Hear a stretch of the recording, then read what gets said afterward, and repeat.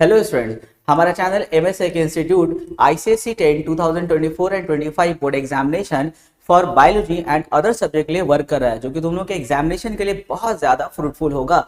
अगर तुम लोग को लगे कि सच में हमारा चैनल तुम लोगों के लिए बहुत ज्यादा मेहनत कर रहा है और तुम लोग के लिए वीडियो बहुत ज्यादा फायदेमंद है, तो तुम लोग हर वीडियो के लिए ₹10 एज गुरु दक्षिणा पेड कर सकते हो अगर पॉसिबल हो तो। साथ ही साथ जो बच्चे पेड करेंगे, पेमेंट का स्क्रीनशॉट, अपना नाम, क्लास और उस सेट का नंबर उसी पेमेंट वाले नंबर पे व्हाट्सअप कर देना, ताकि अगर उस क्वेश्चन में कोई डाउट रहे, उस वीडियो के किसी भी क्वेश्चन में अगर तुम लोग को डाउट रहे, हमको जब मैसेज करोगे तो हम उस क्वेश्चन को यानी कि उस तुम्हारे डाउट को पूरा क्लियर कर पाएंगे।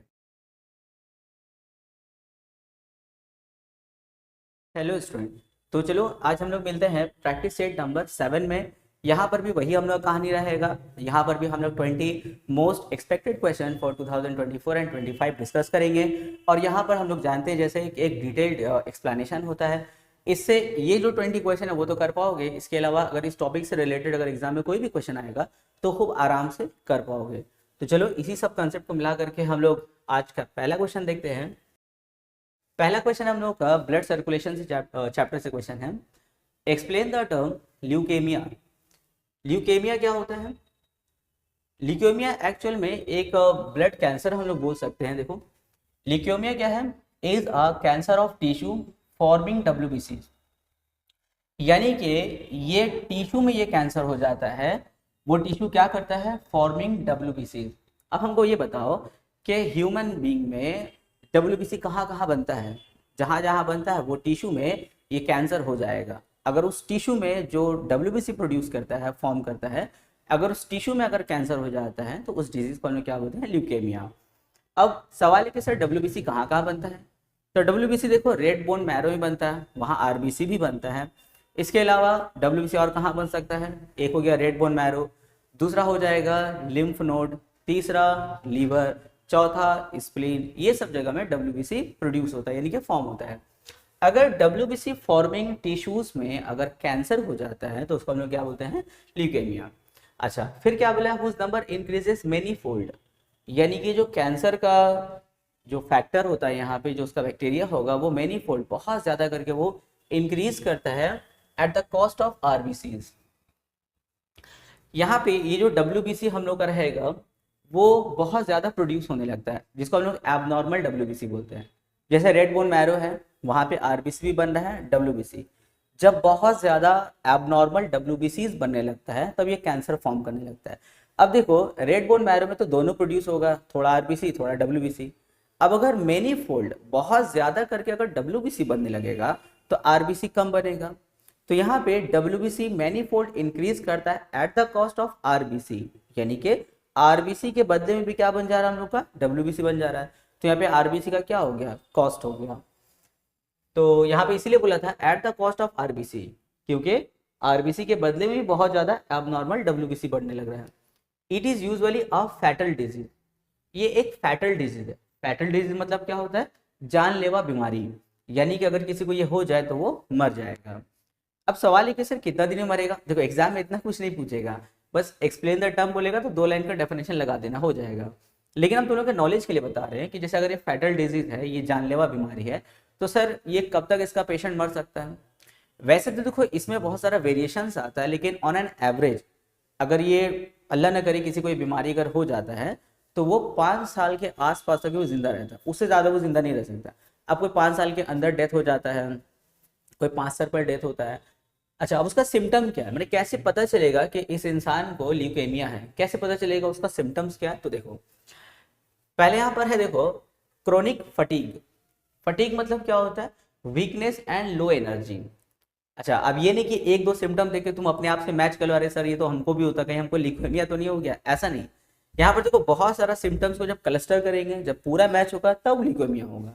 अब सिंगल सिंगल जो सिम्टम है वो किसी न किसी को किसी न किसी रीजन से होता है। जैसे फटीग यानी कि वीकनेस एंड लो एनर्जी, ये बहुत आदमी को रहता है भाई।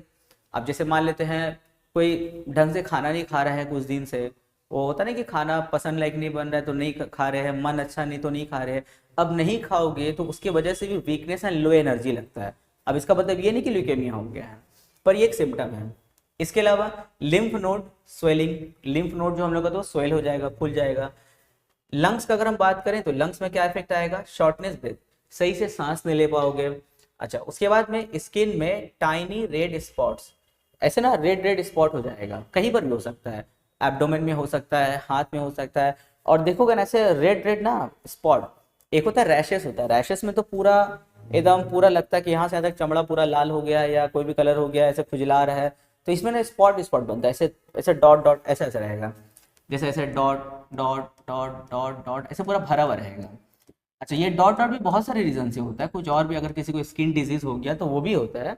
तो अब ऐसा नहीं कि उसमें स्पॉट स्पॉट को स्किन को प्रॉब्लम है तो उसको यही बीमारी होगा, ऐसा नहीं है। सब सिम्टम को मिलाएंगे तब ल्यूकेमिया की तरफ बढ़ते हैं। इसके अलावा बोन एंड जॉइंट्स पेन, हड्डी में और जो जॉइंट देख रहे हो ना, जैसे नी जॉइंट हो गया, ये हाथ के पास का जो ये जो जॉइंट होता है उसमें भी दर्द होता है। अब ये नहीं कि मेरा कोहनी में यार घुटने में दर्द हो रहा था उसका मतलब हमको ये बीमारी होगा, नहीं। ये कभी कभी यूरिक एसिड की वजह से भी होता है, किसी के बॉडी में यूरिक एसिड बढ़ जाता है ना, तो वहाँ का जो साइनोवियल फ्लूइड होता है वो थोड़ा कम हो जाता है, तो वहाँ का हड्डी घिसने लगता है, तो इस रीज़न से भी होता है। या किसी को अगर गठिया का प्रॉब्लम होता है तो उसकी वजह से भी जॉइंट पेन होता है। लेकिन अगर सारा सिम्टम किसी में अगर मैच होता है तब समझ जाना उसको ल्यूकेमिया है। लेकिन एग्जाम में तुम लोग का सिर्फ डेफिनेशन आएगा, 2 लाइन का डेफिनेशन लिख देना। अगर तुम्हारे बॉडी में आरबीसी की जगह डब्ल्यूबीसी बहुत ज़्यादा बनने लगे अगर, तब ये बीमारी होने का चांसेस होता है। लेकिन कैसा डब्ल्यूबीसी बढ़ता है? एबनॉर्मल डब्ल्यूबीसी बढ़ेगा। अगर इसका देखो, अगर कोई शुरुआत स्टेज में है, जैसे अगर स्टार्टिंग का स्टेज अगर है, तो उसमें कुछ ऐसा ट्रीटमेंट है जिससे हम लोग उसको क्योर कर सकते हैं, इसको ठीक किया जा सकता है। लेकिन ध्यान रहे, अगर वो स्टार्टिंग स्टेज में होगा तब। अब इसमें क्या क्या ट्रीटमेंट आ सकता है?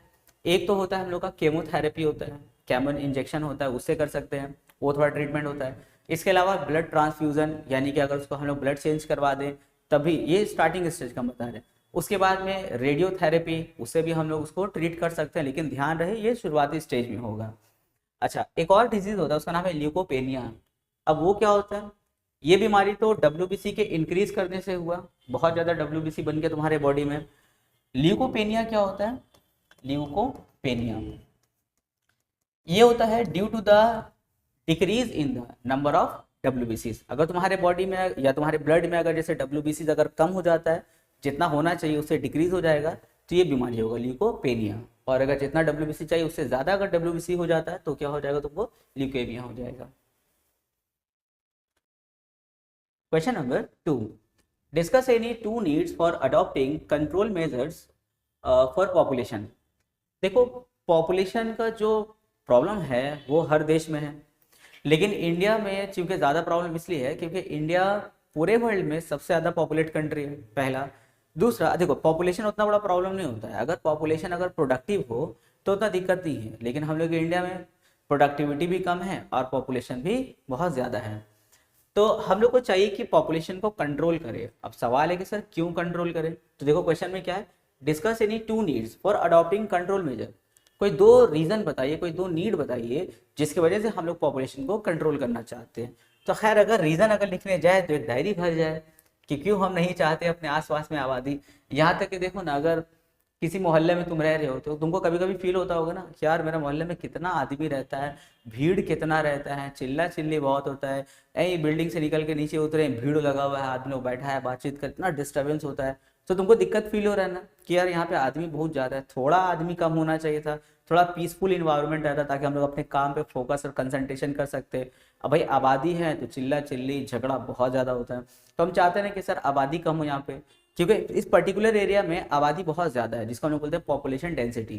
पॉपुलेशन डेंसिटी बहुत बढ़ रहा है, यानी कि पर स्क्वायर किलोमीटर में बहुत आदमी जो है बढ़ रहा है, तो हम चाहते हैं कि भाई वो कम हो। तो पहला नीड मेरा ये है कि सर इंक्रीजिंग पॉपुलेशन डेंसिटी, कि सर पॉपुलेशन डेंसिटी बहुत बढ़ रहा है, पॉपुलेशन डेंसिटी, इसलिए हम चाहते हैं controlling major.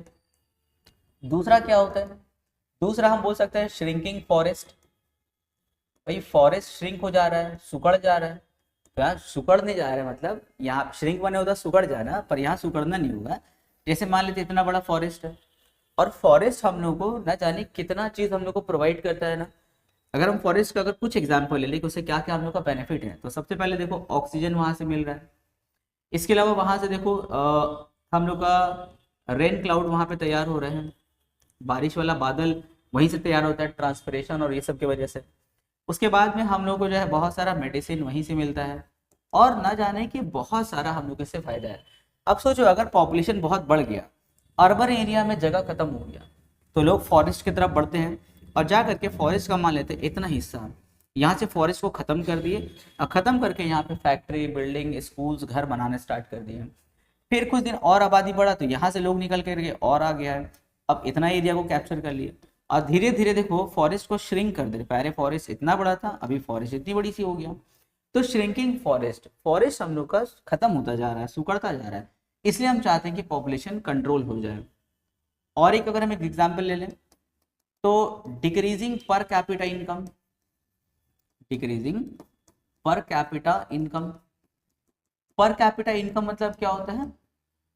Per capita income मतलब होगा इनकम बाई पॉपुलेशन। जैसे मान लेते हैं कि हम लोग इंडिया का नेशनल इनकम मान लेते हैं 100 रुपए है, और इंडिया में अगर 4 लोग होता तो एक लोग पर इनकम कितना आता? 25, मजे में रहता। लेकिन यहाँ 4 की जगह तो मान लेते हैं 4 की जगह 10 है, आबादी बढ़ गया, तो अब हर एक आदमी के हिस्से में कितना इनकम आएगा? 10 रुपये आएगा। अगर हम पॉपुलेशन और बढ़ा दें, 20 कर दें, तो देखो अब हर इंसान के हिस्से में 5 रुपये आएगा। तो जैसे जैसे आबादी बढ़ेगा, जो पर कैपिटा इनकम है, लोगों के हाथ में जो इनकम हो क्या होगा? धीरे धीरे कम हो जाएगा। तो ये सब रीजन की वजह से हम लोग चाहते हैं कि पॉपुलेशन कंट्रोल हो। इसके अलावा डिक्रीजिंग लैंड कैपेसिटी हुआ, उसके बाद में फूड स्कैरसिटी का प्रॉब्लम आ सकता है, वाटर स्कैरसिटी का प्रॉब्लम आ सकता है। ये सब रीजन से हम लोग पॉपुलेशन को कंट्रोल करना चाहते हैं। पर यहाँ पे सिर्फ 2 नीड बताया है, तो सिर्फ 2 लिखना है।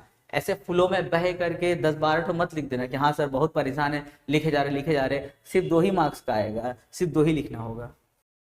Question number 3, define the term demography.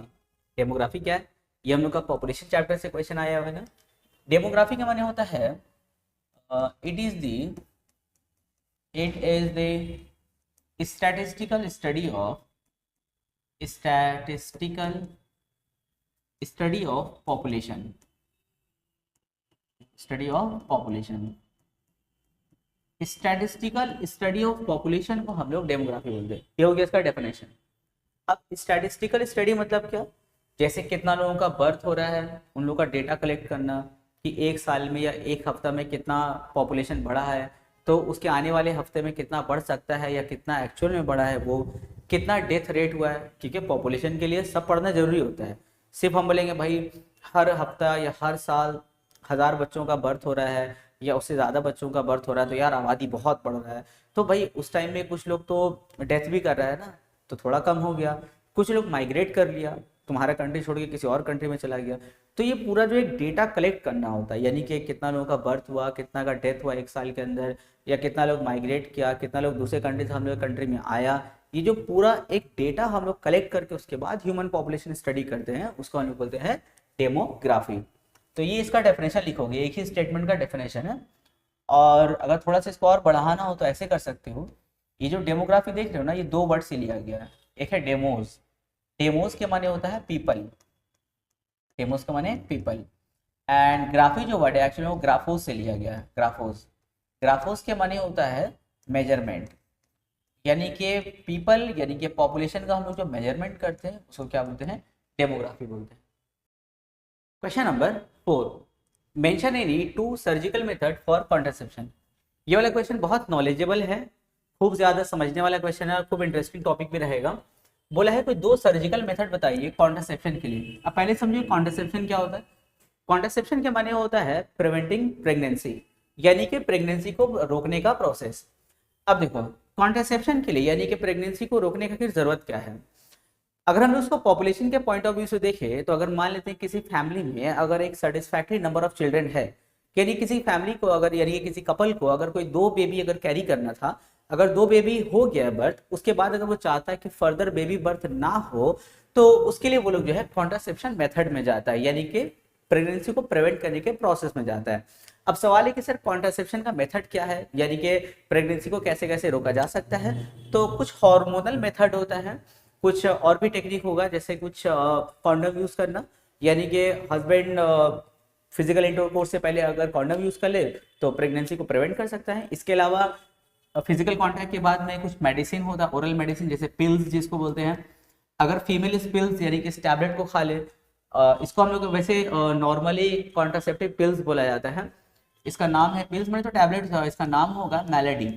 अगर ये वाला टैबलेट अगर फीमेल जो है फिजिकल इंटरकोर्स के बाद अगर खा ले, तो उसके अंदर में वो जो एग प्रोड्यूस करने वाला कैपेसिटी होता है ना, यानी कि जो ओवरी से जो एग रिलीज होता है ये खत्म हो जाएगा, यानी कि ओवम जो है यानी कि एग यहाँ से रिलीज नहीं होगा।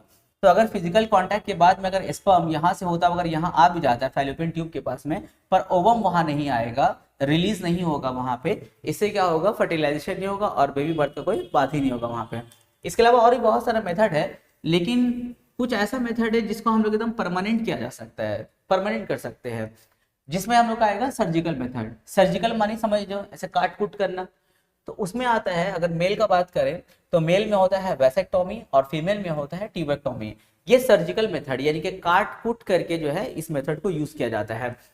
अब अगर फीमेल का बात करें तो ट्यूबेक्टोमी में जाने से पहले कुछ प्रोसेस यहाँ समझ लो। जैसे देख सकते हैं ये फीमेल रिप्रोडक्टिव पार्ट है, ये वजाइना है। अगर फिजिकल इंटरकोर्स के टाइम में जैसे मेल पर्सन के बॉडी से जो सेमेन यानी कि वो जो टेस्टोस्टेरोन हार्मोन और स्पर्म जो पूरा साथ में जो फीमेल में एंटर करता है, तो किस रास्ते से और कहाँ जाता है देखो, तो वजाइना से होता हुआ यहाँ पे स्पर्म, वैसे तो बहुत सारे स्पर्म यहीं पे डेड हो जाता है, बहुत सारे स्पर्म यहाँ पे एंटर करेगा और यूटेरस के रास्ते से होता हुआ फैलोपियन ट्यूब में जाता है। स्पर्म यहाँ जाके बैठा हुआ है, उसके बाद में फीमेल जो ओवरीज है वो ओवम रिलीज करेगा, ओवम रिलीज करके यहाँ पर भेजेगा। अब यहाँ पर ओवम भी आ गया, यहाँ पे स्पर्म भी आ गया, अब यहीं पे फर्टिलाइजेशन स्टार्ट हो जाता है। आफ्टर दी फर्टिलाइजेशन कंप्लीशन, जब फर्टिलाइजेशन का काम कंप्लीट हो जाता है तो एक सिंगल सेल जायगोट बनता है। वो जायगोट वापस कहाँ उतरता है, यूटेरस में उतरता है, और यहीं पे इम्प्लांटेशन होकर के यहाँ पे धीरे धीरे फिर एम्ब्रियो डेवलप होता है और बाद में बेबी का बर्थ हो जाता है। तो अगर हम बात करें फीमेल में ट्यूबेक्टोमी का, तो उसमें क्या किया जाता है, जो फीमेल का जो फैलोपियन ट्यूब देख रहे हो ना, इसको कट कर दिया जाता है, जैसे आप फिगर में देख सकते हो। देखो फैलोपियन ट्यूब दो साइड से कट कर दिया गया, एक ये तरीका है। या फिर एक और काम कर सकते हैं कि अगर कट ना करे तो यहाँ पर नाइलन से, यानी कि जो नाइलन होगा थ्रेड, उससे एकदम टाइट करके बांध दो। इससे क्या होगा, स्पर्म जैसे फिजिकल इंटरकोर्स हुआ, स्पर्म तो यहाँ पर गया, यहाँ पर आकर बैठा हुआ है, पर यहाँ पे तुम टाइट अगर कर दिए उसको, तो इससे क्या होगा, ओवम जो है ना यहाँ पर आएगा, यहीं पे आके रुक जाएगा। इस साइड में ओवम है और यहाँ पे तो टाइट कर दिया गया, इस साइड में क्या है, स्पर्म है, दोनों में मिलाप नहीं हो पाएगा, यानी कि फर्टिलाइजेशन नहीं हो पाएगा। और अगर हम लोग कट कर दिए तो उसमें तो भाई और भी इजी हो जाता प्रोसेस कॉन्ट्रासेप्शन का। जैसे यहाँ से स्पर्म होता हुआ देखो यहाँ तक गया, यहीं पे जाके रुक गया, और यहाँ से जो ओवम रिलीज हुआ है, एक से ओवरी से जो ओवम यानी कि एक जो रिलीज हुआ है वो यहाँ पे आकर रुका हुआ है। अब ओवम यहाँ पर है, स्पर्म यहाँ है, बीच में तो गैप हो गया, यानी कि इन लोगों का मिलाप नहीं होगा, जिससे फर्टिलाइजेशन नहीं होगा और जो बेबी का डेवलपमेंट का जो प्रोसेस है वहीं पे खत्म हो जाता है। अच्छा, अब क्या ये रिवर्सिबल है, बहुत लोग ये क्वेश्चन करता है कि सर अगर मान लेते हैं कोई अगर ये वाला प्रोसेस में आ गया, यानी कि फीमेल का अगर वो ट्यूबेक्टोमी करवा दिया, तो क्या ये रिवर्सिबल है, तो इसका सक्सेस रेट बहुत कम होता है। रिवर्स जा सकते हैं लेकिन इसका रेंज 30 से 80% होता है, इतना जो है सक्सेस रेट है। बल्कि 80% तो छोड़ ही दो, बहुत कम ऐसा केस होता है जिसमें रिवर्सिबल होगा। यानी कि अगर तुम नाइलन अगर थ्रेड अगर खोल देते हो यहाँ पे, इन लोग में अगर वापस से ज्वाइनिंग करवा देते हो वापस से ऑपरेशन करके, लेकिन बहुत कम चांस है कि वो फ्यूचर में कोई बेबी बर्थ दे पाएगी वो फीमेल, बहुत रेयर, एकदम नहीं के बराबर चांस होता है। तो इसलिए सोच समझ के ये स्टेप्स लेना चाहिए। ये तो रहा बात फीमेल का, लेकिन उसमें एब्डोमेन कट करना होगा, कट करने के बाद यहाँ पहुँचना पड़ता है, बहुत रिस्की प्रोसेस भी थोड़ा हो जाता है फीमेल के लिए। लेकिन अगर हम लोग बात करें मेल पर्सन का, तो मेल पर्सन में क्या होता है, वैसेक्टोमी होता है। अच्छा, इसको समझने से पहले तुम लोग पहले इस वाले फिगर में आ जाओ, यहाँ इसको समझो पहले। देखो ये मेल का रिप्रोडक्टिव पार्ट है, जैसे फीमेल का था उस तरह मेल का है। मेल का देख सकते हो ये टेस्टिस है, जो पेयर ऑफ टेस्टिस होता है ना, गोली होता है वो, इसके अंदर में देखो वो बहुत सारा अंदर में सब सेल रहेगा, वैसे डिफरेंस ये सब सब रहेगा। यहाँ पे देखो हार्मोन तैयार होगा, टेस्टोस्टेरोन हार्मोन जो है वो तैयार होगा, स्पर्म तैयार होता है और निकल कर यहाँ पे आएगा, वैस डिफरेंस के पास में आएगा। वैस डिफरेंस यानी कि स्पर्म डक्ट है, यहाँ पर आएगा। ऊपर में एपिडिडिमस रहता है, ये सब पढ़ा हुआ तुम लोग का, एपिडिडिमस होगा। अब यहाँ से एंटर यहाँ पे करेगा, अब सारा जो टेस्टोस्टेरोन है स्पर्म लेकर के यहाँ पे निकला, यहाँ से निकल के देखो यूरिनरी ब्लैडर के पास ऐसे घूमेगा। जब यूरिनरी ब्लैडर के पास में ऐसे घूमेगा तो यहाँ पे देखना एक ग्लैंड होता है, उसका नाम है प्रोस्टेट ग्लैंड। अब वो क्या करता है, ये जो हार्मोन यहाँ पर गया है ना, तो वो थोड़ा सा एसिडिक होता है, अगर वो फीमेल के पास में अगर जाता है तो वो वहाँ पे उन लोगों को जो है जलन महसूस हो सकता है इसमें। तो इससे क्या होता है ना, जो प्रोस्टेट ग्लैंड है उसको ना न्यूट्रल कर देता है। न्यूट्रल करने के बाद में देखो यहाँ पे एंटर करेगा। तुम लोग देख सकते हो यहाँ पे दो कनेक्शन है, दो कनेक्शन। एक कनेक्शन देखो यूरिनरी ब्लैडर से यूरिन लेके उतर रहा है, और दूसरा जो है टेस्टोस्टेरोन हार्मोन को लेकर के उतर रहा है। अब यहाँ से टेस्टोस्टेरोन हार्मोन स्पर्म को लेकर के उतरा, अब यहाँ पर आएगा, यहाँ पर और एक होता है बल्बो यूरेथ्रल ग्लैंड। देखो ये क्या करता है, ये उसको ना और लिक्विफाई कर देता है, यानी कि जो टेस्टोस्टेरोन हार्मोन होता है ना वो थोड़ा थिक गाढ़ा होता है। बल्बो यूरेथ्रल ग्लैंड क्या करता है, उसको और थोड़ा सा लिक्विफाई कर देता है, लिक्विड बना देता है, उसके बाद वो यूरेथ्रा से होकर के बाहर निकल जाता है। अब मेल पर्सन में क्या होता है ना, इसका ये जो वैस डिफरेंस है, यानी कि जो इसका स्पर्म डक्ट है उसको कट कर दिया जाता है, स्पर्म डक्ट को। जैसे वहां पे फैलोपियन ट्यूब यानी कि ओवी डक्ट को कट करते हैं, उसी तरह इसके स्पर्म डक्ट को यहाँ पे कट कर दिया जाता है। देखो पिछला फिगर में वापस हम लोग जाते हैं, पिछला फिगर में वापस चलेंगे। देखो यहाँ पे देख सकते हो ये जो टेस्टिस है, जो वैस डिफरेंस यानी कि जो स्पर्म डक्ट ऊपर उठ रहा था, देखो यहाँ पे हम उसको कट कर दिए। कट करने के बाद सेम प्रोसेस यहाँ पर उसको थ्रेड से बांध दिया जाएगा। थ्रेड से बांधने से क्या होता है, मेल और फीमेल जब कांटेक्ट में आएगा तो देखो यहाँ पे इसका हार्मोन है, टेस्टोस्टेरोन हार्मोन, इसमें स्पर्म है। अब जैसे ही ऊपर उठेगा ना, तो यहाँ पे तो बांधा हुआ है, तो स्पर्म आगे नहीं जा पाएगा। अगर स्पर्म आगे नहीं जाएगा तो फीमेल में एंटर नहीं करेगा। इससे भी हम लोग जो है कॉन्ट्रासेप्शन को यानी कि प्रेगनेंसी को हम लोग यहाँ पे प्रिवेंट यानी कि रोक सकते हैं। अच्छा, अब वैसेक्टोमी और ट्यूबेक्टोमी में दोनों में इजी प्रोसेस कौन सा है, तो दोनों में इजी होता है मेल पर्सन का, यानी कि वैसेक्टोमी होता है। तो मेल और फीमेल में चाहिए कि जो हस्बैंड है वो जो है कॉन्ट्रासेप्शन का प्रोसेस को एक्सेप्ट कर ले, क्योंकि फीमेल में जो सर्जिकल मेथड होता है बड़ा लेंदी और तकलीफ वाला प्रोसेस होता है, और मेल पर्सन में जो वैसेक्टोमी होता है बहुत इजी प्रोसेस है, एक छोटा सा कट मारा काम खत्म, बहुत कुछ देर का ही ऑपरेशन होता है, कुछ आधा घंटा में उससे पहले ही काम खत्म हो जाता है। अब डॉक्टर पे भी डिपेंड करता है, डॉक्टर का बात है इसलिए बोले ना, क्योंकि क्या मेल पर्सन में ये रिवर्सिबल है। तो जब हम लोग फैक्ट पढ़ते हैं ना बहुत इंटरेस्टिंग होता है, उसमें बोलता है कि मेल पर्सन में भी ये रिवर्सिबल हो सकता है, सक्सेस रेट बहुत कम है, डिपेंड करता है डॉक्टर पे भी कि उसको एक्सपीरियंस कितना है, क्या है, नहीं है, उस हिसाब से तुम्हारा रिवर्सिबल होगा। लेकिन यहाँ पर भी देखो रिवर्सिबल में बहुत कम चांस होता है कि वापस से लोग बेबी बर्थ दे पाएगा।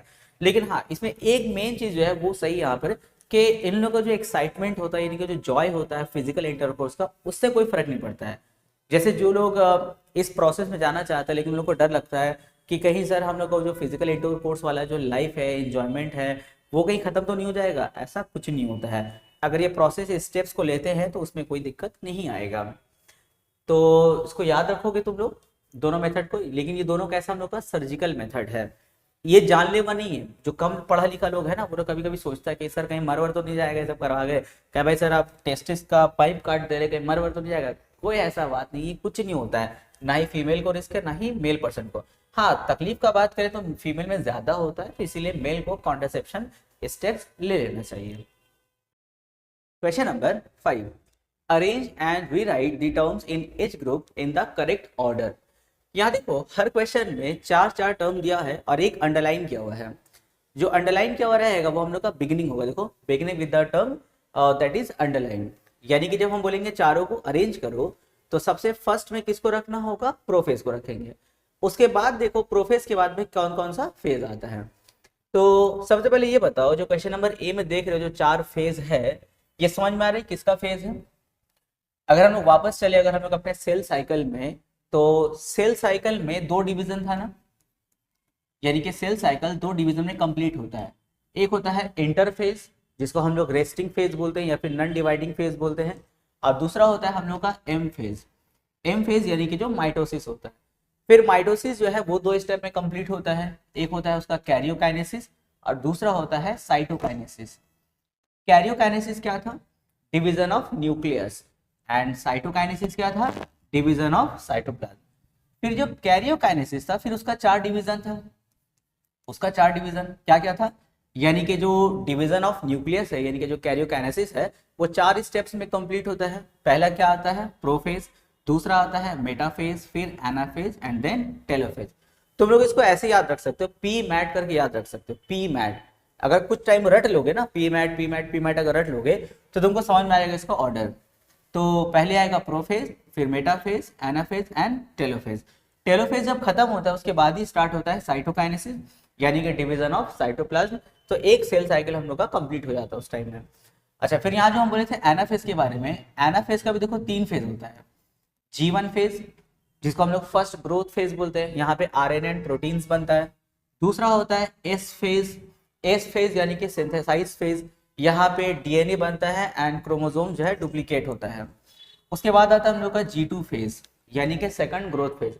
इसके बाद ही हम लोग एम फेज में एंटर करते हैं। G2 फेज में और आरएनए बनता है, प्रोटीन्स बनता है, कुछ एनर्जी बनता है जो सेल डिवीजन में काम आता है। तो G2 फेज के बाद ही हम लोग यहाँ पे जंप लगाते हैं। तो आते हैं वापस क्वेश्चन में। देखो यहाँ पे 4 दिया हुआ, अब इसको अरेंज करना है।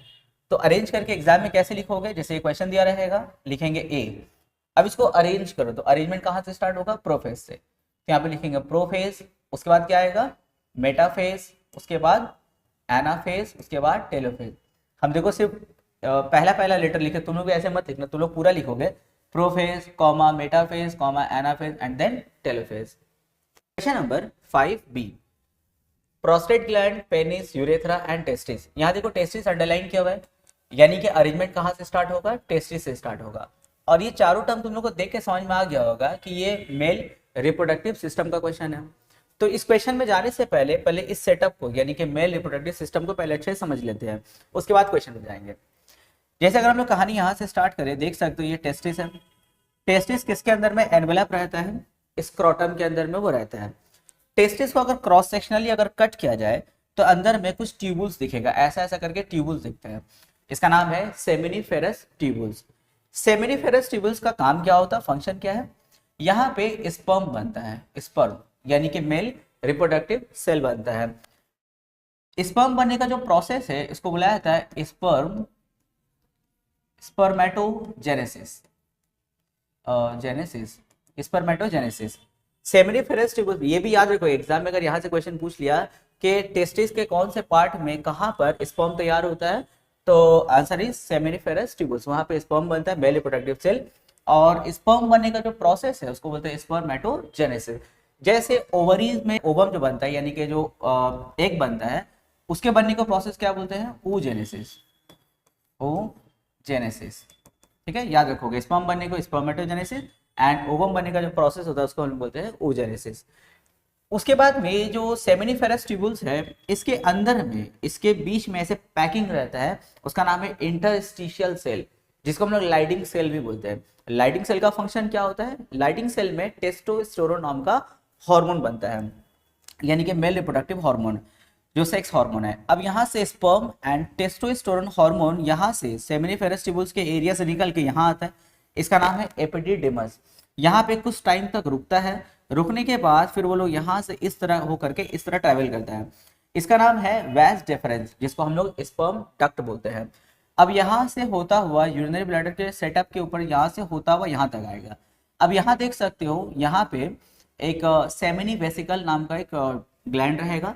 सेमिनी वेसिकल जो है वो फ्लूइड उसको प्रोवाइड करता है, क्योंकि यहाँ पे जो टेस्टोस्टेरोन हार्मोन जो स्पर्म को लेकर के आ रहा है बहुत थिक एकदम गाढ़ा होता है, हाईली डेंस होता है। तो सेमिनी वेसिकल क्या करता है, उसको और थोड़ा सा फ्लूइड बना देता है, यानी कि फ्लो करने में ईजी होता है।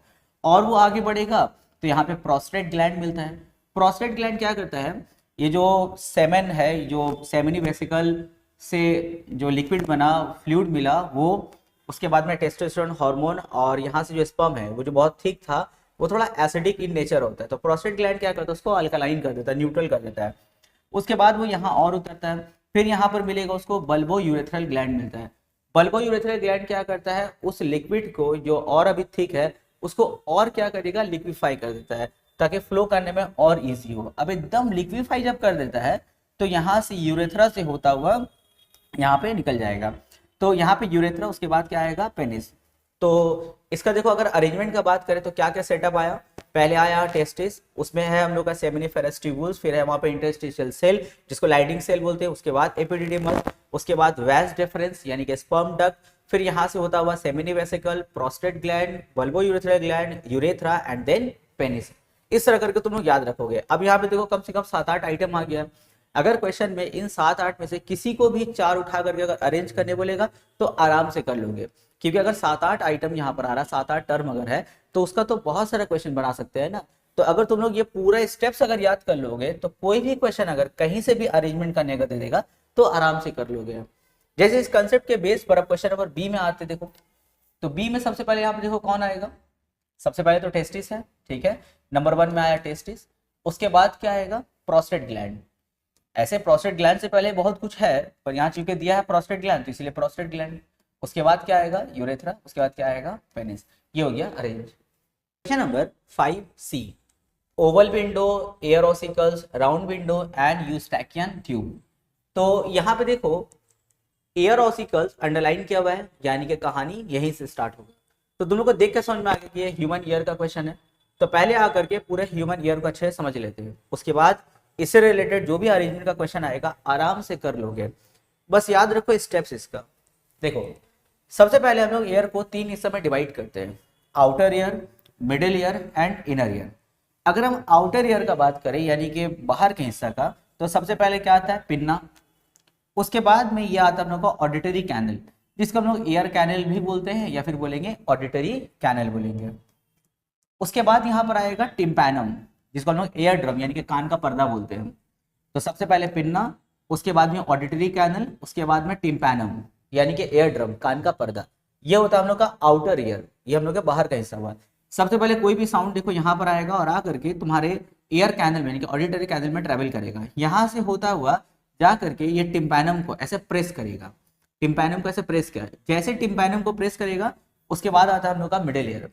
अगर हम बात करेंगे मिडिल ईयर का, तो यहाँ पे देखो मिडिल ईयर में 3 ऐसे बोन लगा होता है, जिसको हम लोग बोलते हैं एयर ऑसिकल्स। जो मिडिल पार्ट है इसी को एयर ऑसिकल्स बोलते हैं। एयर ऑसिकल जो है वो 3 पार्ट में बटा हुआ होता है। एयर ऑसिकल 3 पार्ट में बटा होगा। क्या क्या रहेगा, मैलियस, याद रखो इसका नाम, मैलियस, इनकस एंड स्टेप्स। इसका अल्टरनेटिव नेम भी है hammer, anvil and stirrup, alternative name है। ये मिडिल ईयर का पार्ट होता है। तो जैसे एयर ड्रम ऐसे आके प्रेस होता है, तो एयर ड्रम जैसे प्रेस होगा तो इसका जो हैमर है वैसे प्रेस होगा और वाइब्रेशन ट्रांसफर करेगा किसको, एनविल को यानी कि इनकस को।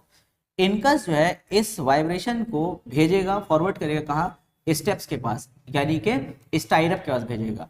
और ये जो स्टाइरप, ये वाला जो पार्ट देख रहे हो ना, स्टाइरप जो होता है यानी कि एयर ऑसिकल्स का जो लास्ट वाला पार्ट होता है, ये वाला, ये जो पार्ट है वो इनर ईयर के राउंड विंडो से, सॉरी ओवल विंडो से कनेक्ट होता है। देख सकते हैं जो स्टाइरप का जो एंड होता है ना, वो यहाँ पे एक होल है, होल, जिसको हम लोग बोलते हैं ओवल विंडो बोलते हैं। ओवल विंडो से कनेक्ट होगा। तो स्टाइरप जो है वो मिडिल ईयर और इनर ईयर को कनेक्ट करता है। उसके बाद यहाँ से इनर ईयर का पार्ट स्टार्ट होता है। इनर ईयर में क्या क्या आएगा, सेमी सर्कुलर कैनल आएगा, 3 ऐसे सेमी सर्कल बना हुआ रहता है। उसके बाद में आएगा कोक्लिया, और ये वाला होता है यूस्टैकियन ट्यूब। अभी जो कोक्लिया और सेमी सर्कुलर कैनल देख रहे हो, यहाँ पे फ्लूइड रहता है, फ्लूइड जो हम लोग के बॉडी बैलेंस को हेल्प करता है।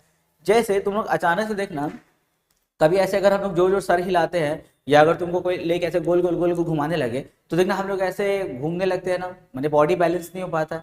तो एक्चुअल में इसमें जो फ्लूइड होता है ना, वो ऐसे वाइब्रेट करने लगता है। जब तक वो फ्लूइड वाइब्रेट करता रहता है तब तक जो है तुम इस तरह घूमते रहोगे। फिर धीरे धीरे धीरे फ्लूइड जो है ऐसे रुक जाता है, स्टैटिक हो जाएगा, फिर तुम भी शांत हो जाओगे। तो अगर किसी का सर घूमता है, जैसे कोई बैठा हुआ था, बैठ के अचानक से उठा, जब अचानक से उठता देखना सर ऐसे ऐसे हल्का हल्का घूमने लगा, या फिर कोई अचानक से बैठता है तब भी उसका हल्का सा सर ऐसे लगता है पीछे फेंका रहा है या लगता है आगे फेंका रहा है, तो डर का कोई बात नहीं है, वो इस फ्लूइड की वजह से होता है। हाँ, कभी कभी अगर किसी का प्रेशर लो होता है तो वो भी अचानक से बैठे या उठे तो सर चक्कर देने लगता है, ये होता है। लेकिन जरूरी नहीं कि सर अगर चक्कर दे रहा है तो हमेशा ब्लड प्रेशर लो ही हो गया है, ये भी एक रीजन हो सकता है। किसी किसी का ज्यादा प्रॉब्लम होता है, बाकी किसी का तो नॉर्मल होता है, किसी का ज्यादा प्रॉब्लम होता है, मतलब हल्का सा बैठा खड़ा हुआ उस टाइम भी ऐसे ऐसे घूमने लगता है। तो टेंशन में कोई बात नहीं है, ये कोई बहुत ज्यादा कोई बड़ा प्रॉब्लम नहीं है। बस थोड़ा ध्यान रखना है कि अचानक से झटका दे करके उठना नहीं है, बैठना नहीं है, दौड़ना नहीं है, बस इस चीज को ध्यान रखना है। बाकी इसके लिए कोई बहुत ज्यादा मेडिसिन खाने का या कोई ट्रीटमेंट का जरूरत नहीं है। अच्छा, उसके बाद में देखो ये तो इसका काम हो गया। उसके बाद फिर यहाँ पे आता है यूस्टैकियन ट्यूब। यूस्टैकियन ट्यूब हम लोग के थ्रोट, यहाँ लैरिंग जो है ना, हलक, यहाँ तक कनेक्ट होता है। इसलिए देखना कभी कभी अगर कोई कान में दवा डालेगा ना, तो कान में जब दवा डालेगा तो कभी कभी ना उसको ना हलक में फील होता है, उसको हलक में, क्योंकि ये स्टैकियन ट्यूब पूरा उसके थ्रोट में, हलक में कनेक्ट हो जाता है। अब इसका काम क्या होता है, जब हम लोग सांस लेते हैं या बातचीत करते हैं ना, तो हम लोग के अंदर से जो एयर निकलता है, एयर आ करके यहाँ पे इसको एयर ड्रम को पीछे की तरफ से ऐसे प्रेस करता है। अब बोलोगे सर क्या फायदा, जैसे हम लोग सांस ले रहे हैं, हम तुमसे बातचीत जो करें तुम लोग से, तो हम मेरा जो अंदर में जो गैसेस है वो यूस्टैकियन ट्यूब से जा करके एयर ड्रम को पीछे की तरफ से ठेलता है। उसका फायदा ये होता है कि अगर मान लेते तुम्हारे कान में कोई जोर से आके चिल्ला दिया, आदमी बोलते ना कभी कभी, अरे कितना चिल्ला रहा, कान का पर्दा फाड़ देगा, तो फटेगा तो नहीं, इतना कमजोर नहीं होता है। तो अगर कोई जोर से चिल्लाए ना, तो बहुत ज्यादा साउंड जा करके एयर ड्रम को क्या करता है ना, प्रेस करता है। अब इतना ज्यादा जो प्रेस करेगा तो जिसकी वजह से ना बहुत दिक्कत हो सकता है, तुम्हारा एयर ड्रम ज्यादा पीछे की तरफ चला गया, फिर ये हड्डी उड्डी में चोट लग सकता है, कुछ डैमेज हो सकता है, यहाँ पे फ्लूइड डैमेज हो सकता है। तो ये जो ऐसे बहुत जोर से जो प्रेस करता है ना, तो एयर ड्रम बहुत ज्यादा प्रेस नहीं हो जाए, उसको काउंटर करने के लिए यहाँ से यूस्टैकेन ट्यूब से एयर आता है, उसको आके काउंटर करता है। यानी कि अगर यहाँ से कोई ज्यादा प्रेशर दिया तो यहाँ पे इसको आकर के रुकेगा। यूस्टैकेन ट्यूब से गैस कहाँ से आएगा, हम लोग के बॉडी के अंदर से, हम लोग जो बातचीत करें, जो एयर निकलता है ना, गैसेस निकलता है, उसे इसको जो है काउंटर करेगा। तो सबसे पहले क्या आया, पिन्ना आया, ऑडिटरी कैनल यानी कि एयर कैनल, टिम्पैनम यानी कि एयर ड्रम, उसके बाद में मैलियस, इनकस, स्टायरप या फिर हैमर, एनविल, स्टायरप। उसके बाद में आएगा semi circular canal, cochlea, round window, oval window, Eustachian tube. उसके बाद में हम लोग का आता है ऑडिटरी नर्व आता है, जो सुनने वाला नर्व है वो, उसके बाद फिर वहां से ब्रेन तक चला जाता है। तो ये तुम लोग सेटअप याद रखोगे, अगर ये तुम लोग डायग्राम बार बार देखोगे और देख करके बार बार इसको याद कर लोगे ना, तो इससे रिलेटेड जो भी तुम लोग का क्वेश्चन आएगा आराम से कर लोगे। अब जैसे तुम लोग अगर चैप्टर खोलोगे तो देखना ईयर से रिलेटेड बहुत सारा कंसेप्ट वहां पर है, तो वो सब पढ़ो और साथ में ना कान के फिगर रखोगे सामने, जो जो पढ़ोगे यहाँ पे से ना रिलेट करवाओगे। क्योंकि अगर तुम रिलेट करा के अगर पढ़ लिए तो अगर वो सब थ्योरी भूल भी जाओगे ना, तो एयर का डायग्राम देकर तुमको वापस से पूरा याद आ जाएगा। तो चलो अब हम लोग क्वेश्चन नंबर सी और डी को करते हैं। यहाँ पे देखो 4 टर्म दिया हुआ है, तो सबसे पहला टर्म इसमें कौन आएगा, एयर ऑसिकल्स, क्योंकि अंडरलाइन किया हुआ पहले से है एयर ऑसिकल्स। उसके बाद क्या आएगा यहाँ पे, एयर ऑसिकल्स के बाद में देखो सबसे पहले क्या आया था, ओवल विंडो आया था, जो स्टायरप के साथ कनेक्ट था, तो आएगा ओवल विंडो। उसके बाद में क्या आएगा, देखो राउंड विंडो। उसके बाद में क्या है, यूस्टैकियन ट्यूब है। देखो अरेंज हो गया। अगर हम डी का बात करें, देखो एक बार अगर समझ गए तो देखो, अगर उसको थोड़ा घुमा करके भी अगर अरेंज करने बोलेगा, यानी कि कुछ और नया नया 4 टर्म निकाल के अगर अरेंज करने को बोलेगा, हम उसको भी कर लेंगे। देखो जैसे डी नंबर देखो, यहाँ पे देखो ये अंडरलाइन किया हुआ, तो कहानी कहाँ से स्टार्ट होगा, ऑडिटरी कैनल से स्टार्ट होगा। उसके बाद क्या आएगा, देखो ऑडिटरी कैनल का क्या था, टिम्पैनम यानी कि एयर ड्रम था, तो टिम्पैनम आएगा। उसके बाद क्या आएगा, देखो उसके बाद एयर ऑसिकल्स, ये वाला पार्ट आएगा एयर ऑसिकल्स। उसके बाद क्या आएगा, ओवल विंडो आएगा, ये वाला ओवल विंडो। तो देख रहे हो, अगर यहाँ पे 7-8 टर्म है, 7-8 टर्म से घुमा घुमा के तुमसे अगर 5-6 अरेंजमेंट भी देख अगर तुमसे पूछ ले कि बताइए इसका अरेंजमेंट क्या होगा, तुम आराम से बता दोगे। बस तुमको ये याद रखना है, ये जो डायग्राम यहाँ पे समझाए बस उसको याद रखोगे। क्वेश्चन नंबर 6, क्वेश्चन नंबर 6 में देखो, क्वेश्चन में जाने से पहले देख सकते हैं यहाँ पे एक ह्यूमन हार्ट का डायग्राम दिया हुआ है। तो क्वेश्चन से पहले इस पर डिस्कशन हो जाए, एक डिटेल डिस्कशन, उसके बाद इस पर बेस्ड जितना क्वेश्चन होगा हम लोग आराम से कर पाएंगे। तो सबसे पहले देख सकते हो कि ये ह्यूमन हार्ट का एक क्रॉस सेक्शन है, एक कट किया हुआ पार्ट है, और इससे हम लोग को सिर्फ अंदर का हिस्सा दिख रहे हैं। यहाँ पे सबसे पहले अगर हम बात करें तो देखो यहाँ पे ये दोनों वेने कावा है, एक है सुपीरियर वेने कावा और एक है इंफीरियर वेने कावा। वेने कावा क्या होता है, वेन्स होता है। वेन्स क्या है, एक टाइप ऑफ ब्लड वेसल्स होता है which carry the deoxygenated blood from body to the heart, heart की तरफ लेके जाता है। तो सबसे पहले कहाँ आता है, सबसे पहले यहाँ पर आएगा राइट ऑरिकल, जिसको हम लोग राइट आर्ट्रियम बोलते हैं। सबसे पहले हार्ट में ब्लड यहीं पर आता है। अच्छा, सबसे इंटरेस्टिंग बात यहाँ पर ये रहता है कि यहीं पर हम लोग का पेस मेकर भी होता है, आर्टिफिशियल हार्ट, जो हम लोग के जो कार्डिक मसल्स है, यानी कि जो हार्ट का मसल्स है, उसको इम्पल्स भेजता है कि कब कॉन्ट्रैक्ट होना है, कब रिलैक्स होना है। यही जब इलेक्ट्रिक इम्पल्स नहीं जाता है हार्ट के मसल्स को, कार्डिक मसल्स को, तो कार्डियक अरेस्ट हो जाता है, कार्डियक अरेस्ट यानी कि मर जाएगा आदमी। अगर उसको हम लोग सीपीआर अगर नहीं दे तो 15 मिनट के अंदर में हम लोग को सीपीआर देना होता है। तो पहले राइट ऑरिकल्स में आएगा। उसके बाद यहाँ देख सकते हो यहाँ पे एक वेल्व लगा हुआ है जिसका नाम है ट्राइकस्पिड वेल्व। ट्राइकस्पिड वेल्व, अब इसका नाम क्यों है, क्वेश्चन में ये भी पूछ सकता है, why it is called tricuspid valve. तो उसका रीजन ये होता है, इट हैज, इसको याद रखोगे, बहुत इंपॉर्टेंट वाला क्वेश्चन है। It has 3 thin triangular leaf like flaps, यानी कि कस्प्स। फ्लैप यानी कि कस्प के माने क्या होता है, ट्रांजिशंस होता है, यानी कि जो ट्रांजिट करने में हेल्प करेगा। अब यहाँ पे ब्लड का ट्रांजिशन हो रहा है। तो ट्राइकस्पिड वाल्व क्यों नाम है, क्योंकि यहाँ पे 3 थिन ट्रायंगुलर लीफ लाइक होता है, यानी कि कुछ ऐसा ऐसा बना रहेगा, ऐसे ऐसे करके रहता है, 3 हिस्सा रहेगा। यहाँ से यहाँ से यहाँ से ब्लड एंटर करता है। तो सबसे पहले राइट ऑरिकल्स में गया, उसके बाद यहाँ पे ट्राइकस्पिड वाल्व ओपन हुआ, तो यहाँ से डीऑक्सीजनेटेड ब्लड कहाँ पर आएगा, राइट वेंट्रिकल्स में आएगा। ऊपर का दोनों चेंबर को ऑरिकल्स बोलते हैं यानी कि आर्ट्रियम, और नीचे का दोनों जो चेंबर उसका नाम है वेंट्रिकल। तो राइट आर्ट्रियम से ट्राइकस्पिड वाल्व ओपन हुआ, ब्लड कहाँ आया, राइट वेंट्रिकल में आया। उसके बाद में अब जो वेंट्रिकुलर पार्ट है ये कॉन्ट्रैक्ट होगा, कॉन्ट्रैक्ट जिसको हम लोग बोलते हैं सिस्टोल। जैसे कॉन्ट्रैक्ट होगा यहाँ से राइट वेंट्रिकल से डीऑक्सीजनेटेड ब्लड जंप लगाएगा, जंप लगा करके इस वाले वेसल्स में एंटर करेगा। अच्छा, ये वेसल क्योंकि ब्लड को हार्ट से बाहर लेके जा रहा है ना, तो हमको ये बताओ the type of blood vessels which carry blood away from the heart, the answer is artery. तो ये जो है आर्टेरी हुआ जो डीऑक्सीजनेटेड ब्लड को लेकर के हार्ट से बाहर की तरफ निकल रहा है। लेकिन ये बाहर कहाँ जा रहा है, ये जा रहा है लंग्स के पास में। कहाँ जाएगा, लंग्स के पास। अब चूंकि ये आर्टेरी लंग्स के पास जा रहा है इसलिए इसको हम लोग बोलते हैं पल्मोनरी आर्टेरी, क्योंकि the word pulmonary is related to lungs. देखना, अगर कोई चेस्ट स्पेशलिस्ट को अगर हम दिखाते हैं, अगर चेस्ट का प्रॉब्लम है तो चेस्ट स्पेशलिस्ट डॉक्टर जो उसका नाम क्या होता है, पल्मोनोलॉजिस्ट होता है ना, क्योंकि पल्मोनोलॉजिस्ट रिलेटेड टू लंग्स। तो ये आर्टेरी है क्योंकि ये कैरी कर रहा है ब्लड को अवे फ्रॉम दी हार्ट, लेकिन चूंकि लंग्स में जा रहा था इसलिए इसका नाम है पल्मोनरी आर्टेरी। ये लंग्स में चला गया। उसके बाद में वहां से ब्लड प्यूरिफाई होगा, यानी कि उसमें का CO2 बाहर जाएगा, उसमें O2 ऐड होगा। अब ऑक्सीजनेटेड ब्लड जो है वो यहाँ से एंटर करेगा। अब देखो, बॉडी के किसी भी पार्ट से ब्लड जब हार्ट की तरफ आता है तो कौन लेके आता है, वेन्स लेके आता है। The type of blood vessel which carry blood from body to the heart, तो इसका नाम है वेन्स। लेकिन चूंकि ये लंग्स से आ रहा है तो इसका नाम होगा पल्मोनरी वेन्स, इसका नाम होगा। फिर यहाँ से एंटर करेगा कहाँ पे, लेफ्ट ऑरिकल्स यानी कि लेफ्ट आर्टरी में एंटर करेगा। उसके बाद में यहाँ पे देख सकते हो एक बाइकैस्पिड वाल्व लगा हुआ है, वो यहाँ से यहाँ उतरेगा यानी कि लेफ्ट वेंट्रिकल में आएगा। तो राइट ऑरिकल से कहाँ आया, लेफ्ट ऑरिकल से कहाँ आया, लेफ्ट वेंट्रिकल में आया। उसके बाद में यहाँ जो सिस्टोल हुआ था यानी कि जो ये कॉन्ट्रैक्ट हुआ था, तो यहाँ से ब्लड फिर देखो यहाँ पे जंप लगाएगा। अब इस वाले ब्लड वेसल्स के अंदर एंटर करेगा, इसका नाम है एओर्टा। अच्छा, अब यहाँ से देख सकते हो कि इसमें भी एक वाल्व लगा हुआ है ना, इसको हम लोग बोलते हैं aortic semilunar valve, aortic semilunar.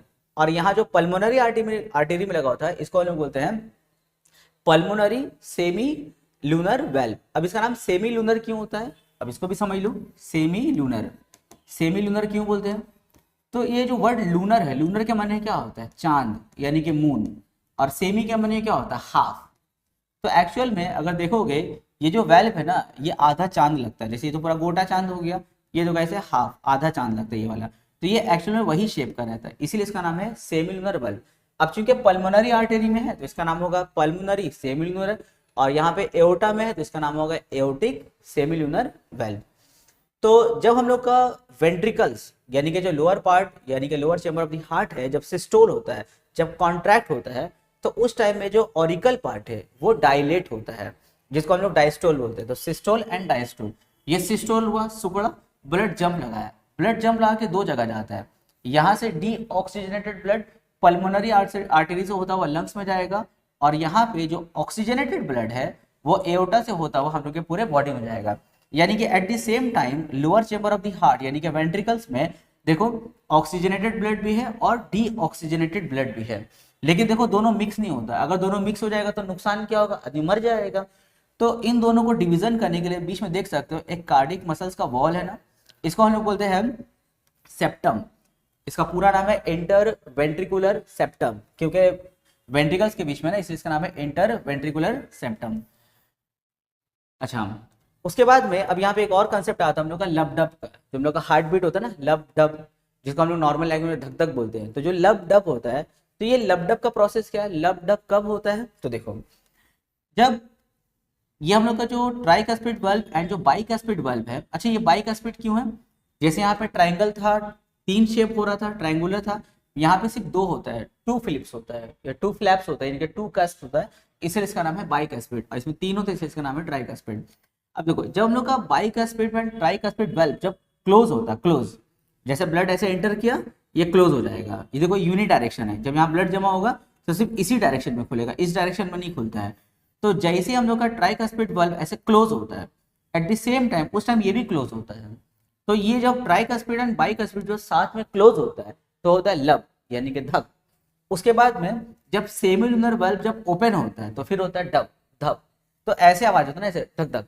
अगर हम लोग साउंड का बीट को अगर सुने इंस्ट्रूमेंट से तो ऐसा फील होता है, ऐसे धक धक धक धक। तो देखो धक धक ये जल्दी होता है, उसके बाद गैप आता है, ऐसे धक धक धक धक धक धक। ऐसे नहीं होता धक धक धक धक, ऐसे नहीं होता है धक धक। तो धक धक जो एक साथ हुआ तो यहाँ पे ये क्लोज हुआ, ये दोनों क्या होता है ओपन। तो लब डब, इस तरह करके हम लोग का पूरा प्रोसेस कंप्लीट होता है। अब देख सकते हो यहाँ पे एरो ऊपर की तरफ जा रहा है, मतलब समझ रहे हो। यहाँ पे वेंट्रिकुलर सिस्टोल हुआ है, सिस्टोल माने सिकुड़ना, कॉन्ट्रैक्ट होना, ऐसे भी याद रख सकते हो, सिस्टोल यानी कि सिकुड़ना, कॉन्ट्रैक्ट होना। तो लोअर पार्ट देखो सिस्टोल हुआ है, इसीलिए तो ब्लड यहाँ पे जंप लगा के जा रहा है।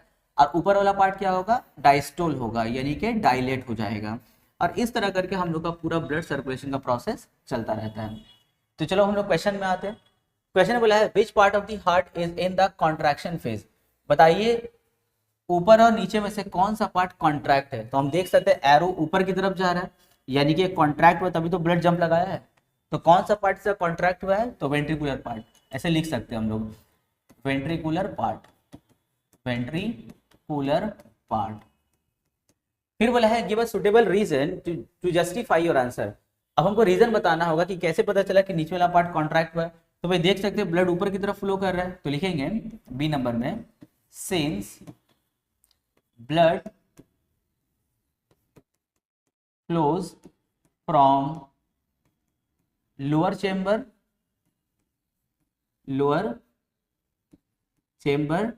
to upper chamber of heart,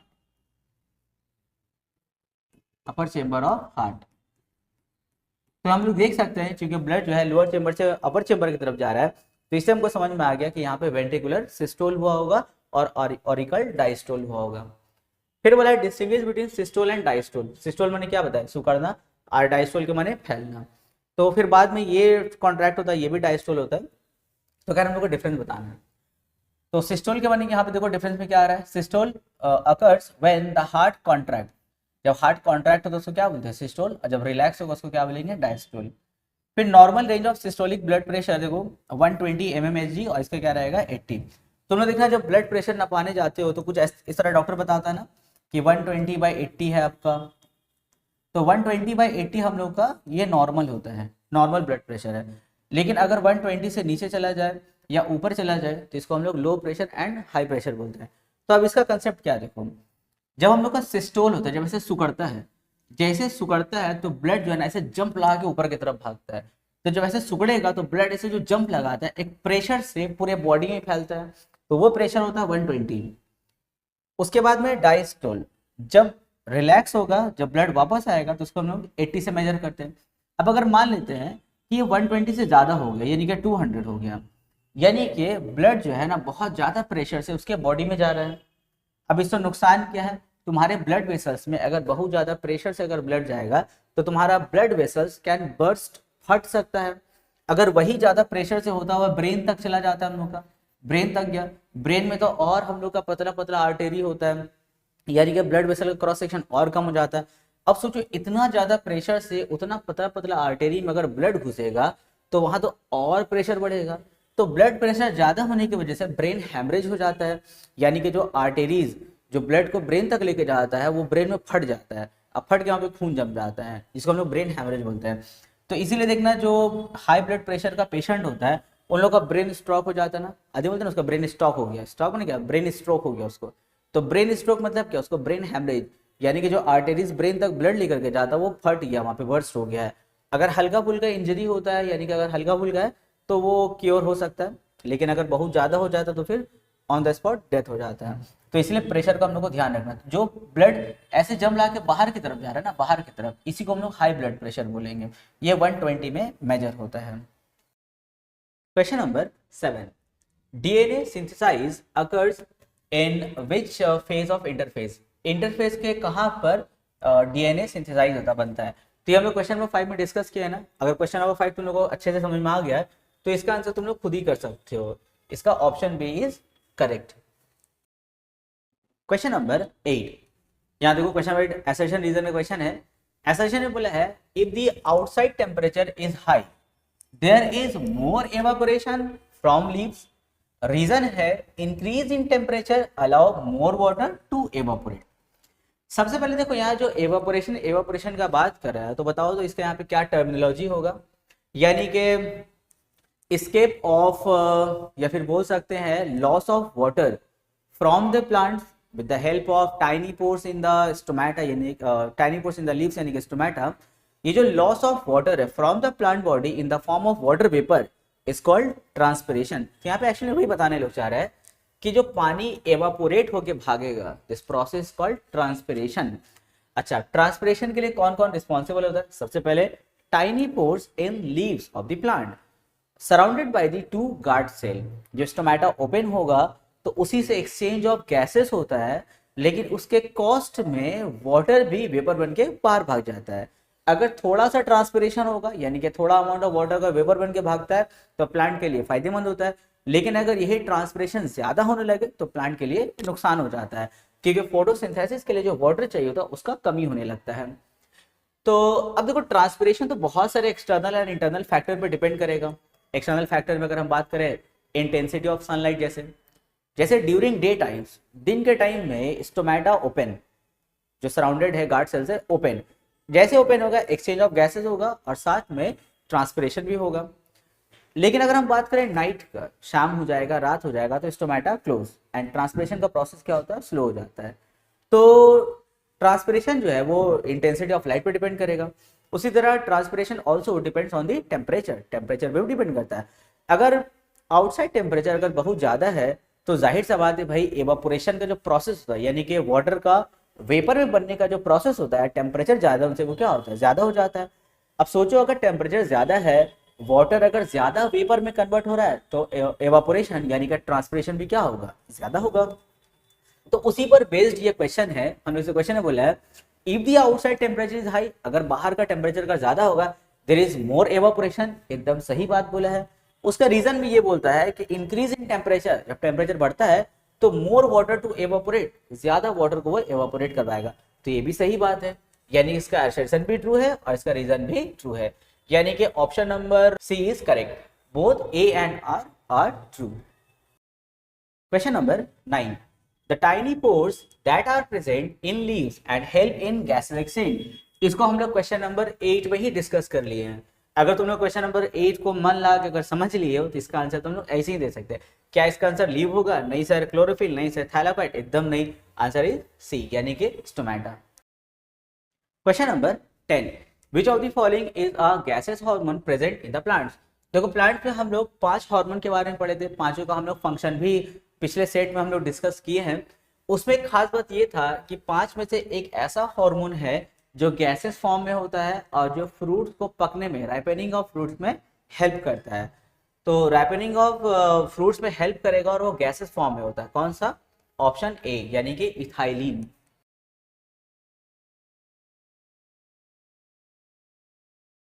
question number 11, question में आने से पहले एक छोटा सा डिस्कशन हो जाए। जैसे हम बात करें व्हाट इज ब्लड, ब्लड क्या है? वैसे तो ब्लड का बहुत सारा डेफिनेशन आएगा, लेकिन अगर हम इसको शॉर्ट में बोलें तो blood is a connective tissue. ये एक टिश्यू है। अब टिश्यू क्या चीज से बना होता है? सर, सेल से बना होता है। Very good. अब चूंकि अगर ब्लड टिश्यू है तो वो भी सेल से बना है, तो सेल प्लस प्लाज्मा, ये दो चीज से बना रहेगा हम लोग का। प्लाज्मा क्या होता है? Liquid part of the blood होता है, जिसमें ब्लड का सारा सेल्स उसमें है। अब ये सेल्स 3 टाइप का होगा, आरबीसी, डब्ल्यूबीसी एंड प्लेटलेट्स। यानी कि ब्लड जो है 2 चीज से बना होगा, 2 इसका मेन पार्ट होगा। एक होगा blood cells, RBC, WBC and platelets, and second part होता है इसका प्लाज्मा। प्लाज्मा कलर कैसा होता है? येलोइश कलर होता है। और आरबीसी का कलर कैसा होता है? रेड होता है। आरबीसी का कलर रेड क्यों होता है? क्योंकि इसमें एक कलर पिगमेंट होता है, इसका नाम है हेमोग्लोबिन। हेमोग्लोबिन। अब हेमोग्लोबिन का कलर रेड क्यों होता है? क्योंकि इसमें जो प्रोटीन होता है, एक्चुअली देखो हेमोग्लोबिन जो है ना 2 वर्ड से बना है, एक है हैम और दूसरा होता है ग्लोबिन। ग्लोबिन के माने होता है प्रोटीन और हैम माने होता है आयरन। तो ये जो प्रोटीन है हेमोग्लोबिन क्या है? एक्चुअली में एक काइंड ऑफ प्रोटीन होता है, वो आयरन कैरी करता है, इसलिए उसका नाम है हेमोग्लोबिन। अच्छा, डब्ल्यूबीसी का कलर व्हाइट, समझ नाम से समझ में आ रहा है व्हाइट होगा। इसका काम क्या होता है? ये जर्म्स एंड बैक्टीरिया से फाइट करता है, यानी कि हम लोग के बॉडी को इम्यूनिटी प्रोवाइड करता है। प्लेटलेट्स का काम क्या होता है? Blood clotting. आरबीसी का काम क्या होता है? आरबीसी एक्सचेंज ऑफ गैसेस में रेस्पिरेशन में हेल्प करता है। ये O2 कैरी करता है, CO2 कैरी करता है, ये सब काम इसका। आरबीसी का एक अल्टरनेटिव नेम है, इसका नाम है एरिथ्रोसाइट। तो एरिथ्रोसाइट का फंक्शन क्या हुआ? Exchange of gases. डब्ल्यूबीसी का अल्टरनेटिव नेम क्या होता है? ल्यूकोसाइट। उसी तरह प्लेटलेट्स का होता है थ्रोम्बोसाइट। तो प्लेटलेट्स का काम क्या है? ब्लड क्लॉटिंग, यानी कि थ्रोम्बोसाइट्स का काम क्या होगा? ब्लड क्लॉट करना। अब देख सकते हो क्वेश्चन नंबर 11 में क्या बोला है? Which of the following component of the blood help in blood clotting? Blood clotting कौन हेल्प करता है? अब जैसे ब्लड क्लॉटिंग देखोगे तो तुम लोग दिमाग में सर प्लेटलेट्स, क्या यहाँ पे ऑप्शन में प्लेटलेट्स है? नहीं है। ऑप्शन नंबर 1 एरिथ्रोसाइट यानी कि आरबीसी है। ऑप्शन नंबर बी ल्यूकोसाइट यानी कि डब्ल्यूबीसी है। ऑप्शन नंबर डी तो छोड़ी तो नन है। ऑप्शन नंबर सी क्या है? थ्रोम्बोसाइट। ये किसका अल्टरनेटिव है? प्लेटलेट्स का। अगर मान लीजिए किसी बच्चे को ये पता है कि ब्लड क्लॉटिंग में हेल्प करता है प्लेटलेट्स, लेकिन उसको ये नहीं पता है कि प्लेटलेट्स का अल्टरनेटिव नेम होता है थ्रोम्बोसाइट्स, वो जो है छोड़ के चला आएगा और आकर के बोलेगा सर देखिए ऑप्शन ही गलत था। क्यों? सर देखिए ब्लड क्लॉटिंग का काम होता है, प्लेटलेट्स का काम होता है, लेकिन यहाँ सर ऑप्शन में प्लेटलेट्स दिया ही नहीं है, तो क्वेश्चन गलत था, ऑप्शन गलत था। तो ऑप्शन गलत नहीं था, तुम्हारा दिमाग मोटा था। थ्रोम्बोसाइट्स जो है वो प्लेटलेट्स का अल्टरनेटिव नेम होता है, तो तुमको सी में टिक करना चाहिए। Question number 12, the respiratory pigment in RBC. RBC में या फिर बोलेंगे ब्लड में रेस्पिरेटरी पिगमेंट क्या है? तो सबसे पहले देखो पिगमेंट के माने क्या होता है?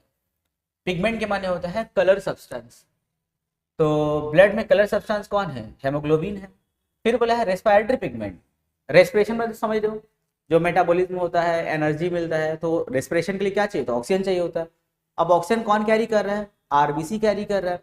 आरबीसी में कौन है जो ऑक्सीजन को कैरी कर रहा है? तो आरबीसी में हेमोग्लोबिन है जो ऑक्सीजन को कैरी कर रहा है। अब चूंकि ये रेस्पिरेशन में हेल्प कर रहा है हेमोग्लोबिन, तो इसीलिए इसको हम बोलते हैं रेस्पिरेटरी पिगमेंट बोलते हैं। तो इसमें से कौन सा ऑप्शन करेक्ट होगा? हेमोग्लोबिन होगा।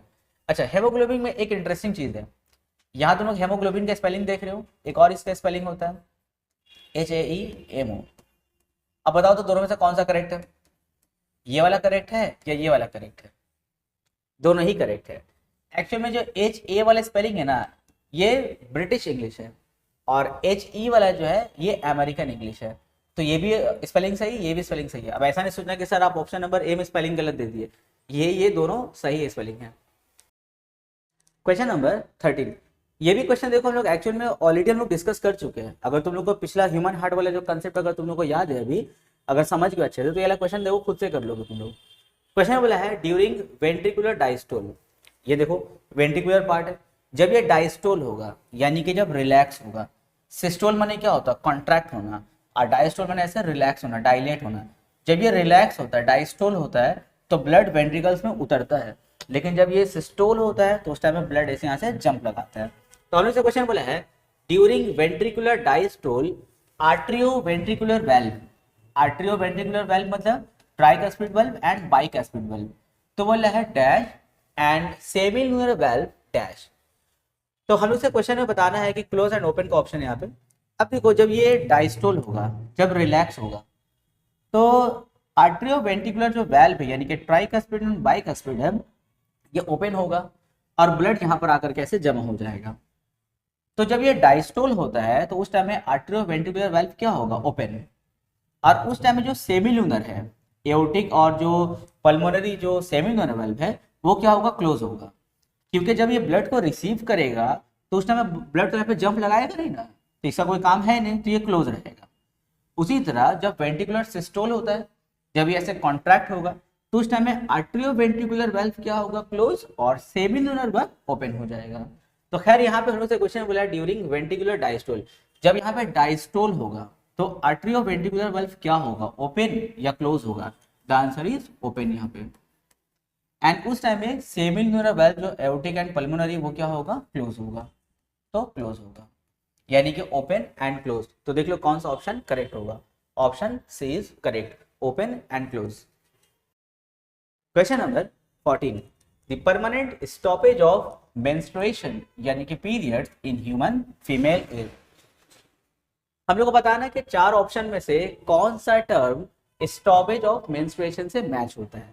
तो क्या मेनाकी होगा? नहीं, मेनाकी माने होता है द ऑनसेट ऑफ मेंस्ट्रुएशन यानी कि पीरियड्स स्टार्ट होना, जो एडोलेसेंट एज में फीमेल में स्टार्ट होता है। क्या ऊजेनेसिस होगा? नहीं सर, ऊजेनेसिस नहीं होगा। oogenesis माने होता है द फॉर्मेशन और द प्रोडक्शन ऑफ ओवम, यानी कि एग कहाँ होता है, ओवरीज में होता है। The production of ovum in ovary is called oogenesis। पर यहाँ तो स्टॉपेज ऑफ मेंस्ट्रुएशन का बात हुआ, तो ये भी नहीं होगा। क्या ओवुलेशन होगा, नहीं सर ये भी नहीं होगा। ओवुलेशन के माने क्या होता है, the discharge of ovum from ovaries to the fallopian tube, तो ये भी नहीं होगा। अब ले देंगे क्या बचा हम लोग का, मेनोपॉज बचा। इसको तो कोई याद रखना भी बहुत इजी है। तुम लोग अगर कोई गेम या फिर अगर कोई वीडियोस देखते हो तो वहां पे देखना एक ऑप्शन आता है ना पॉज का, पॉज। तो पॉज के माने क्या होता है, स्टॉप, रोकना। और मेनो यहाँ पर है मेंस्ट्रुएशन यानी कि पीरियड्स, तो पीरियड्स का यानी कि मेंस्ट्रुएशन का स्टॉप होना is the menopause. Question number 15, पिंटू try to match the hormone with the effects on human body. He tabulated the effect as follows. कुछ इफेक्ट उसको सुनने को मिला था, तो इफेक्ट्स का वो टेबुलेशन कर दिया है। और यहाँ पे तो कुछ हार्मोन का नाम है, अब हम लोग को बताना है कि जो इफेक्ट्स है ये कौन कौन से हार्मोन की वजह से है। जैसे पहला इफेक्ट देखो है growth of bone in face, hand and feet, हाथ मुंह पैर सब लंबा लंबा हो गया है, तो ये कौन सा हार्मोन का इफेक्ट है। And stimulate rise of sugar level in blood, तुम्हारे ब्लड में अगर शुगर लेवल बढ़ जाता है तो ये कौन सा हार्मोन इसके लिए रिस्पॉन्सिबल होगा। तो सबसे पहले देखते हैं ग्रोथ हार्मोन के लिए, पी ऑप्शन में है ग्रोथ हार्मोन। क्या ग्रोथ हार्मोन की वजह से ये इफेक्ट हुआ है, ग्रोथ ऑफ बोन फेस ये सब हो गया है, यस सही।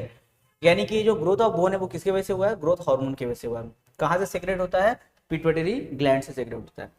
फिर क्या ये जो राइज इन शुगर लेवल है वो इंसुलिन की वजह से हुआ है, नहीं। इंसुलिन तो हम लोग को ब्लड के शुगर लेवल को कम करता है। इंसुलिन कहाँ से सेक्रेट होता है, पैनक्रिया से। पैनक्रिया में हम लोग पढ़े थे ना, 3 टाइप का हार्मोन होता है और 3 सेल से बनता है, अल्फा बीटा डेल्टा सेल से बनता है, जिसमें इंसुलिन हम लोग का बीटा सेल से बनता है। इसका काम क्या होता है, जैसे अगर तुम कुछ खाना पीना खा लिए, अब तुमको जो एनर्जी चाहिए होगा उससे ज़्यादा तुम्हारे ब्लड में शुगर है तो तुमको डायबिटीज हो सकता है। तो एक्स्ट्रा शुगर जो यूज़ करो, जो एक्स्ट्रा शुगर है उसको इंसुलिन हार्मोन क्या करता है, हम लोग के लीवर में ग्लाइकोजन के फॉर्म में जाकर के जमा कर देता है। बाद में जब हम फिर कोई काम काज करते हैं, जब हमको फिर और ज़्यादा शुगर लेवल का जरूरत होगा तो वापस से उसको यूज़ किया जाता है। तो यहाँ पे इंसुलिन तो तुम्हारे शुगर लेवल को कंट्रोल कर रहा है। तो क्या ऑप्शन नंबर ए करेक्ट होगा, नहीं। ग्रोथ हार्मोन मैच हो गया था पर इसके लिए ये मैच नहीं हुआ। फिर हम लोग आते हैं ऑप्शन सी में आते हैं, क्या ये थायरोक्सिन की वजह से होगा, नहीं भाई ये तो गॉइटर में आता है, नहीं गला फूल जाता है तो उसके लिए थायरोक्सिन होता है, इंसुलिन, ये भी ऑप्शन सी भी इनकरेक्ट हो गया। फिर आते हैं ऑप्शन नंबर डी वैसोप्रेसिन, इसका एक और नाम है एडीएच यानी कि एंटी डायोरेटिक हार्मोन, एडीएच। क्या एडीएच ग्रोथ हार्मोन इसके लिए रिस्पॉन्सिबल है, बिल्कुल नहीं भाई, ये तो रिस्पॉन्सिबल नहीं है। ये किसके लिए रिस्पॉन्सिबल होता है, हम लोग का ब्लड प्रेशर, फिर ब्लड में जो सोडियम आयन ये सब का जो लेवल है उसको कंट्रोल करता है हम लोग का वैसोप्रेसिन यानी कि एडीएच। ऑप्शन नंबर क्यू, हाँ ग्लूकागॉन इसके लिए ठीक है, लेकिन ये मैच नहीं हुआ, तो ले दे करके हम लोग का ऑप्शन नंबर बी करेक्ट होगा, ऑप्शन नंबर बी। क्योंकि यहाँ देखो पहला पी के लिए ग्रोथ हार्मोन करेक्ट है, उसके बाद आता है ग्लूकागॉन। ग्लूकागॉन का देखो काम क्या होता है, जैसे इंसुलिन हार्मोन तुम्हारे ब्लड से शुगर लेवल को ग्लाइकोजन के फॉर्म में जमा करता है, फिर जब तुमको बहुत ज़्यादा एनर्जी का जरूरत होता है तो हम लोग का जो ग्लूकागॉन हार्मोन है, ग्लूकागॉन, वो ग्लाइकोजन के पास में आएगा और आ करके उस ग्लाइकोजन को वापस से शुगर लेवल में कन्वर्ट करके, शुगर में कन्वर्ट करके ब्लड में छीट देता है। यानी कि ग्लूकागॉन तुम्हारे ब्लड में शुगर लेवल को बढ़ाता है और इंसुलिन क्या करता है, कम करता है। पर यहाँ बात है स्टिमुलेट राइज, बढ़ाना, तो क्या इंसुलिन होगा, नहीं सर ग्लूकागॉन होगा। तो इसके लिए पी के लिए आएगा हम लोग का ग्रोथ हार्मोन और इसके लिए आएगा हम लोग का ग्लूकागॉन, यानी कि option number B is correct. Question number 16 assertion reason का क्वेश्चन है, people with thyroid deficiency, thyroid deficiency यानी कि थायराइड का कमी होना, are advise to use iodize salt. जो इस इंसान के अंदर में थायराइड यानी कि थायरोक्सिन हार्मोन अगर कम हो जाता है, अगर थायरोक्सिन का डेफिशिएंसी हो जाता है तो उसको चाहिए कि वो आयोडाइज्ड सामान को यूज करे। व्हाई, क्योंकि आयोडीन जो होता है is the ingredient in the production of thyroxine, क्योंकि आयोडीन थायरोक्सिन के प्रोडक्शन में हेल्प करता है। तो क्या इसका एसेशन रीजन दोनों सही है या दोनों गलत, या कौन सा सही कौन सा गलत को बताना है। तो पहला एसेशन में अगर हम फिर से बात करें, people with thyroxine deficiency are advise to use iodize salt, उसको आयोडीन वाला सॉल्ट खाना चाहिए, बिल्कुल सही। जैसे हम लोग पिछले कुछ सेट में डिस्कस किए थे एक डिजीज के बारे में, सिंपल ग्वाइटर के बारे में, सिंपल ग्वाइटर जो था तो किसके वजह से होता है, थायराइड की कमी की वजह से होता है। उसमें क्या होता है, ये खास करके देखना हिली रीजन में होता है, जो गला फूल जाता है हिली रीजन में होता है। ऐसे थायराइड का जो डिजीज है वो तो कहीं भी सब बहुत जगह होता है, लेकिन जो गोइट्रे हो जाता है ना, सिंपल गोइट्रे, वो खास करके हिली रीजन में होता है। क्यों? क्योंकि वहाँ पे आयोडीन का कमी होता है, हिली रीजन में खाना में आयोडीन का कमी होता है, उसके वजह से ये हो जाता है। तो उन लोग को चाहिए कि आयोडीन वाला सामान को यूज करें। क्यों? क्योंकि आयोडीन थायरोक्सिन हार्मोन को बनने में हेल्प करता है। तो उस हिसाब से देखो असर्शन भी सही है और उसका रीजन भी सही है, यानी कि option number C is correct. Question number 17। ये क्वेश्चन में देखो हम लोग का पहले कुछ सेट में डिस्कस किया हुआ, खूब डिटेल में इसको हम लोग डिस्कस किए थे, इसलिए हम तुम लोग को बार बार बोलते हैं कि अगर तुम लोग कोई भी सेट को देखने हो तो उससे पहले जो प्रीवियस सेट है उसको अच्छे से पूरा क्लियर करके एकदम समझ के आना। इससे क्या होगा ना, अगर तुम पिछला सेट अगर किए हुए हो तो उसमें जो कंसेप्ट हम डिस्कस किए उसके बेस्ड पर तुम अपकमिंग जो सेट होता है उसका आंसर खुद ब खुद कर पाओगे। जैसे इस क्वेश्चन में आ जाओ, बोला है yellow spot is the area of best vision. Yes, ये हम लोग फिलअप में क्वेश्चन वाला किए थे, तो यस सही है। येलो स्पॉट जो है सबसे अच्छा विजन वाला एरिया होता है। जो यहाँ पे लिखो ना मैकुला, इसका नाम है मैकुला लेउटा। तो मैकुला लेउटा यानी कि भाई येलो स्पॉट।